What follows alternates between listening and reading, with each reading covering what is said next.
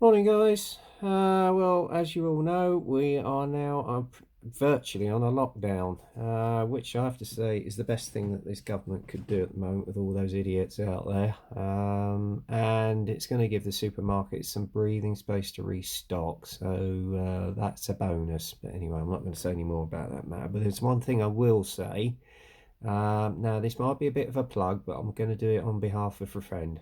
So it's Paul Retland, because obviously this could affect his business as well. So what I'm going to say is Ultimate Modeling Products, support them all you can at the moment, guys. It's most important that you do. They do all sorts of stuff on there.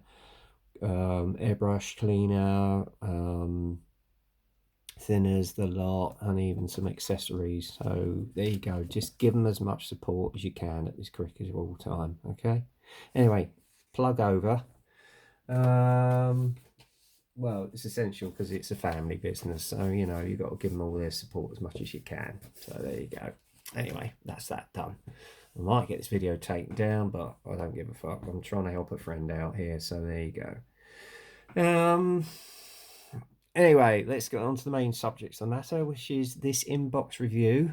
This kit I got in just last week, from, believe it or not, all the way from Croatia, and it got here within a week. How about that? So hats off to the seller who sold me. I've forgotten his name, so cheers buddy, thanks for that. This is ICM's Spitfire LF9E, a Russian Air Force during the Second World War, which comes also with a pilot and ground personnel. Kit number on this one is 48802. Okay, that's 48802. ICM do quite a line of the old Spitfire, apart from the Mark 1.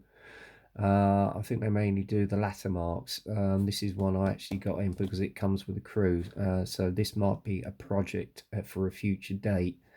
I love their little kits, especially their box design, which is, you've got the main box art on here depicting the pilot and the ground crew somewhere in Russia during the last year of the Second World War, which is ironic because we would have been celebrating the end of the war this year had certain events not taken over.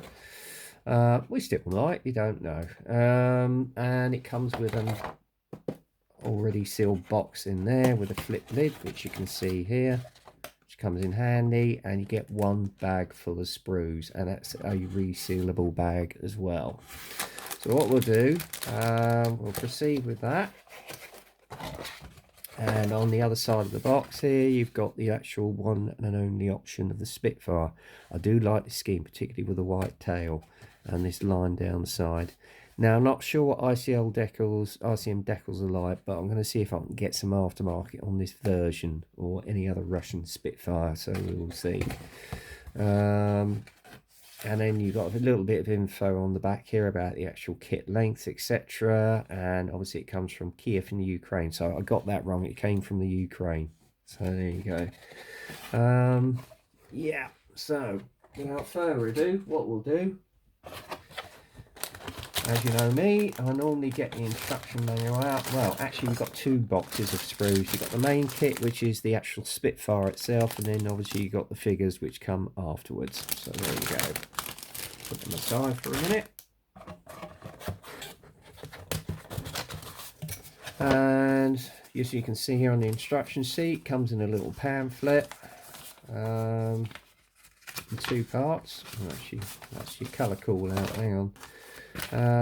You got your decals here, which are a little bit shiny. I don't know what they like to bed down, but I've heard good and bad reports about this. In some cases they tend to break up, in other cases they do bed down nicely. What I'm going to do, just as a backup, is I probably am going to actually order some aftermarket decals just in case. So there you go. So that's the decals out of the way, and then obviously with the pamphlet you've got your sprue trees on the top here, and some of these parts here, I should imagine, which are pink, are parts that you don't have to use, similar to what they use in Dragon, similar to the same sort of layout and Dragon kits, as it were. And then down here, the first process, oh excuse me, I'm going to sneeze. Oh, it's all right. I haven't got the dreaded C word. It's just dust getting in the air. So there you go. Don't worry. Anyway, unusually, unlike most aircraft kits, the first process is actually the assembly of the Rolls-Royce Merlin engine, which you can see here with the actual supports and the firewall. So yeah, interesting. So you've probably got the option of opening this up as if it's being maintained. So that would be nice. And then the next process is obviously you put the columns, etc., on the side parts of the actual fuselage. You've got the option of keeping the actual door open for the actual cockpit.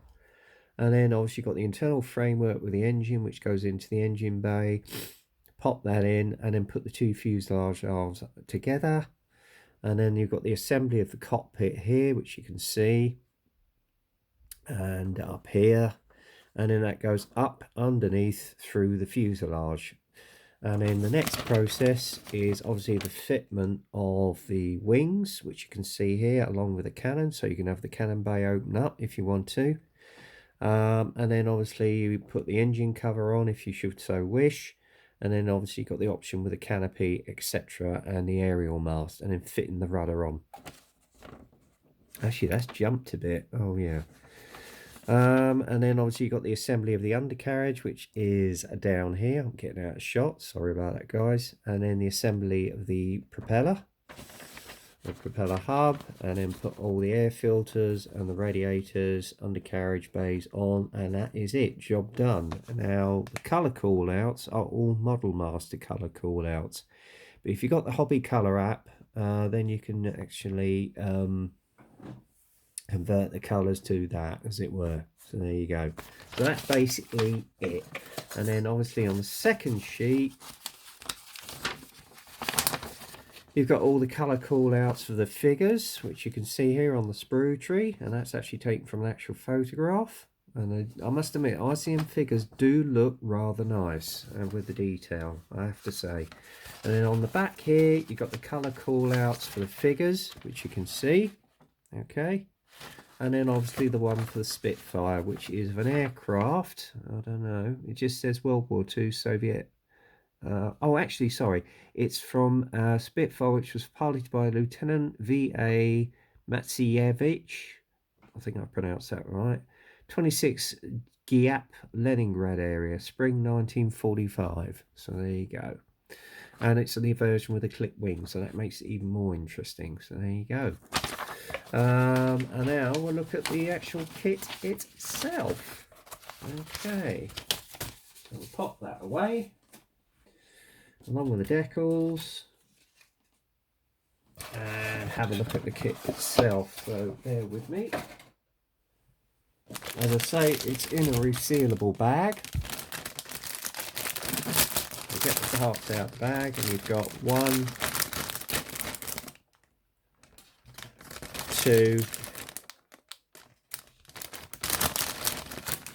3, 4, 5 sprues, actually 6 sprues, including the clear parts for the canopy. So what we'll do first is do it one by one. Oh, and then number 7, the figures. So I'll do the figures last, actually. Anyway, let's have a look at the clear parts in the actual canopy, because it's resealable as well. So I'm going to get them out. I'll have a look at those.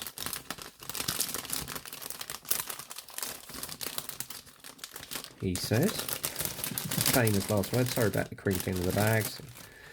And as you can see here, there's a tiny little bit distortion in the canopy, but nothing you can't fix with a bit of clear. So, but the front part of the canopy is as clear as a bell. Actually, it's not too bad itself. So it's a lovely, easy mask there. So you haven't got any problems there. And I'm sure you could probably get an aftermarket masking set with this. So there you go. And even the gun, you've even got the gun sight here as well. So that's beautifully detailed. So I'm pretty pleased about that. Although there is a little bit of distortion in the main cockpit bubble, as you can see there. But you've got the added option of having the canopy open or closed. I'm going to put that back in the bag to protect it.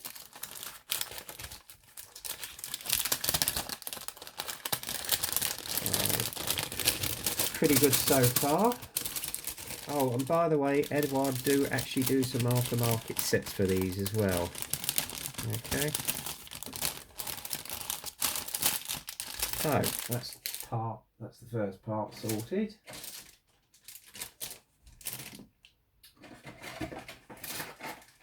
Okay, second sprue is obviously the wing assemblies, which you can see here. And again, you've got some beautiful sharp detail there. You haven't got any flash on it. It's sharp, it's clear, nice panel line details there, and that will come out beautifully with a wash. And not too much detail on the undercarriage bays, but enough.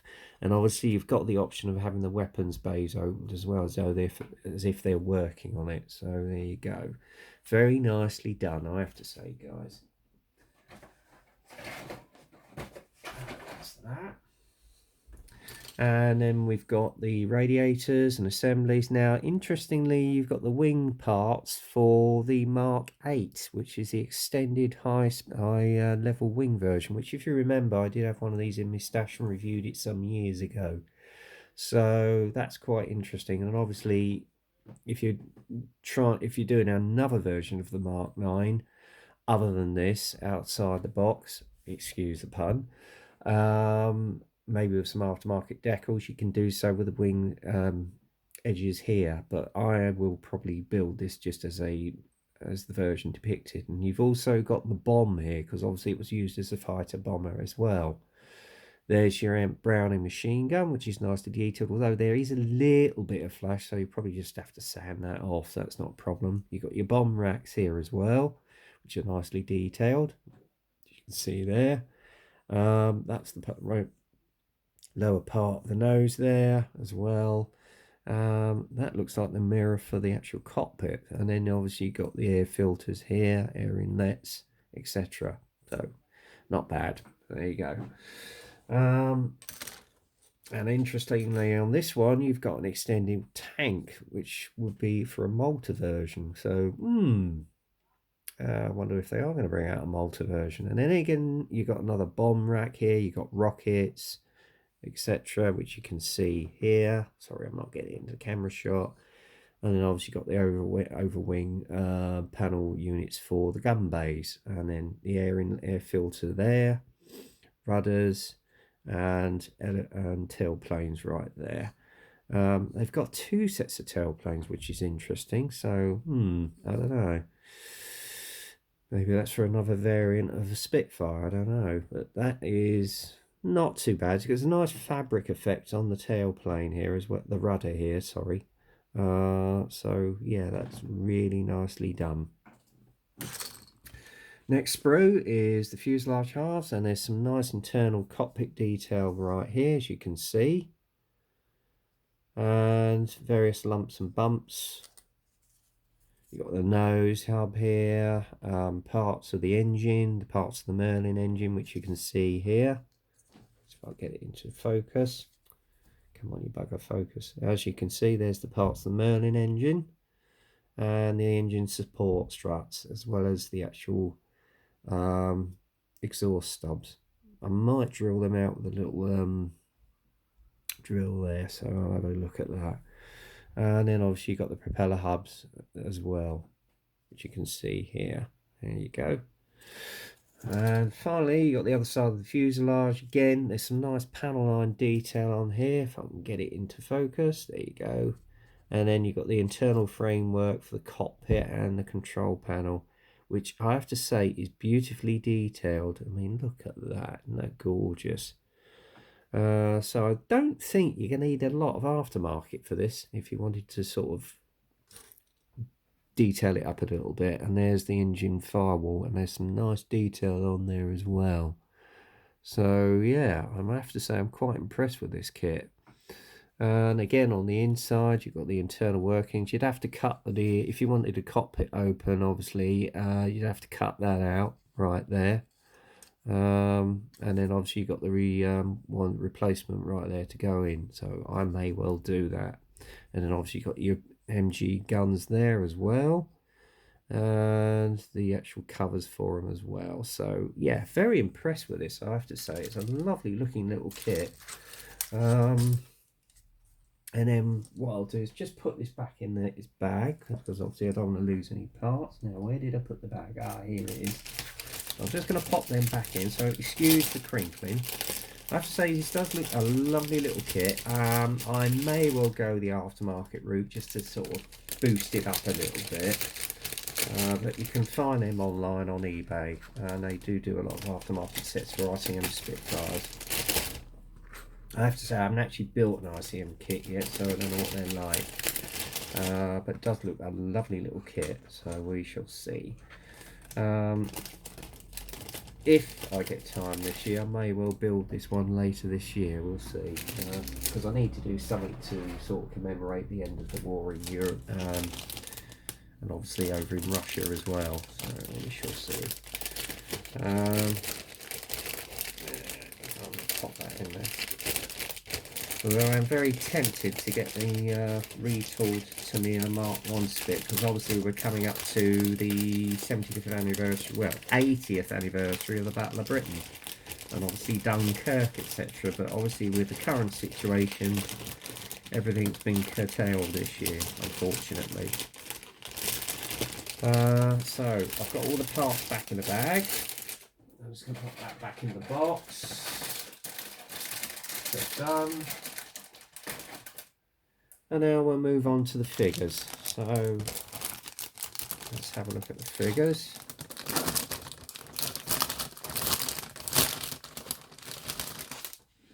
And I have to say, I love the detail they've got in their tunics, etc. And all the folds of the fabric is beautifully, oh sorry, it's out of shot again, beautifully reproduced, as you can see here.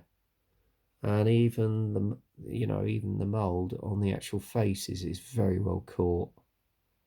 That is exquisite. So yeah, that will come up nicely with that wargaming wash as well, with the old figures. I might even be tempted to paint the eyes in, but we shall see. But yeah, that is exquisite. I mean, look at the face mold on that. Beautifully caught. So yeah, I'm quite impressed with this. This is going to make a nice little diorama, I feel. So there you go. Nicely done. So basically that is ICM's Spitfire LF Mark 9E Russian Air Force with ground crew. It's a super little kit, and I'm sure it'll build into a lovely little diorama. As I said, I want to do something to sort of commemorate the end of the war in Europe and Russia, and this might be my subject. So it's set for around about sort of 1945, so it would be very apt. Yeah, I can heartily recommend this kit to anyone, to be honest with you. As I say, ICM do quite a range of Spitfires, and they are relatively very cheap if you didn't want to have to fork out a lot of money. I mean, admittedly, I've heard that you may have to do a little bit of work on them here and there, but having seen some of these built at shows, they do look fantastic little kits. They really do. Let me just get myself sorted here. Just I'm trying to get everything back in the box, and it's not working out that way.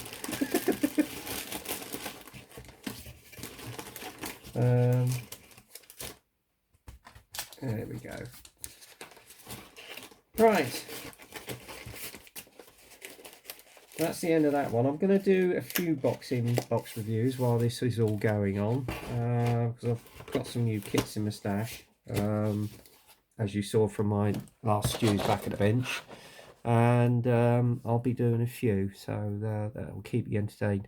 So anyway, from what this looks like, it looks a super little kit. I'm looking forward to building it, possibly later this year, yeah, go out and get one and look at their range of Spitfires that they do. Okay, anyway, that's it for now, guys. So let's be sensible, let's be safe, let's keep well, stay indoors, and don't venture out unless you need to, because you know what will happen if you do.